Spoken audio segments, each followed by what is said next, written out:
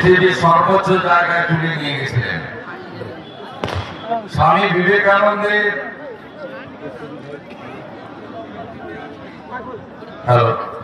আজকে এখানে আমাদের কেইউএস ক্রিকেট প্রতিযোগিতা তার সমাপনে আমি শুভেচ্ছা দিচ্ছি। এই মাঠে বেশি বক্তৃতা করা তো উচিত নয়, জাস্ট দেখা করতে এসেছিলাম।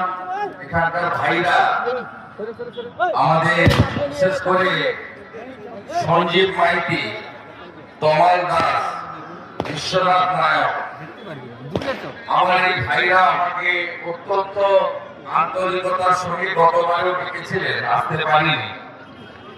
আমি শুভেচ্ছা দিতে এসেছি এবং এই ক্রীড়া প্রতিযোগিতা 2012 সাল থেকে শুরু হয়েছিল। পরবর্তীকালে প্রয়াত এখানকার জননেতা গুণধর রানাবাবুর স্মৃতিতে এই খেলা শুরু হলেও পরবর্তীকালে আরেকজন অত্যন্ত বলিষ্ঠ এখানকার দরদি ছিলেন বলাইলাল পাত্র মহোদয়। তার স্মরণে এই স্মৃতি মঞ্চ আজকে সেই খেলার সমাপন দিবস। এবং আমরা পেয়েছি মাননীয় বিধায়ক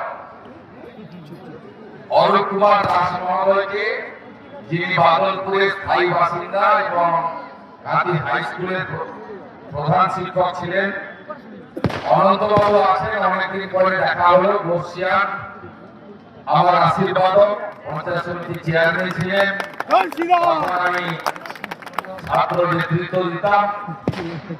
আমাদের অর্চনা পয়রা বোন এসেছেন, পঞ্চায়েত সমিতির সভানেত্রী, এই অঞ্চলেরই ভূমিকন্যা, এবং পঞ্চায়েত সমিতির কর্মাধ্যক্ষ অমরেন্দু সহ কাঁথি পুরসভার কাউন্সিলর তাপস গোড়াই সহ বিশিষ্ট শিক্ষক নেতা, তফসিলি আন্দোলনের নেতা বীরেন পাত্র সহ আমরা অনুপদাকে পেয়েছি। অনুপ চক্রবর্তী বাসের এগরা বাসুদেবপুরের বাসিন্দা, সবাই তাকে চেনেন।